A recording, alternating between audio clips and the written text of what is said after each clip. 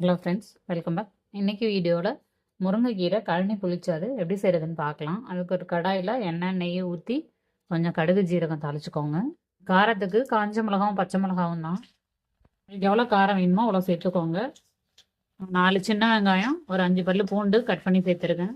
அது கூடவே ஒரே ஒரு பிஞ்சு மஞ்சள் தூள், ஒரே ஒரு தக்காளி சேர்த்துருக்கேன். இதையும் சேர்த்து குழையிற அளவு வதக்கி விட்டுக்கோங்க.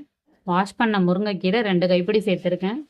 இதை சேர்த்து ஒரு பரட்டிக்கோங்க, ரொம்ப வதக்க வேண்டாம். 2வது கழனி தண்ணி எடுத்து வச்சுருக்கேன், அதை சேர்த்துக்கலாம். உங்களுக்கு எந்தளவு கன்சிஸ்டன்சி வேணுமோ அந்தளவு சேர்த்துக்கோங்க. இதுக்கு தேவையான அளவு உப்பு சேர்த்துக்கோங்க. கொஞ்சம் புளிப்புக்காக தண்ணியாக கரைச்ச புளி தண்ணி ஒரு 1/2 கப் சேர்த்துருக்கேன். கொதிக்கட்டும், பார்க்கலாம். கூட நான் வேக வச்ச பாசிப்பருப்பு 1 கப் சேர்த்துக்கிறேன். இங்கே தேவைப்பட்டால் தேங்காய் பால் 1ஆம் பால் சேர்த்திங்கன்னா இன்னும் டேஸ்ட் என்ஹான்ஸ் பண்ணி கொடுக்கும். அவ்வளோதாங்க, சூப்பரான முருங்கைக்கீரை கழனி புளிச்சாறு ரெடி. இது கூட வத்தல் வச்சு சாப்பிட்டிங்கன்னா அல்டிமேட்டாக இருக்கும். கண்டிப்பாக நீங்களும் ட்ரை பண்ணுங்கள். Thank you friends.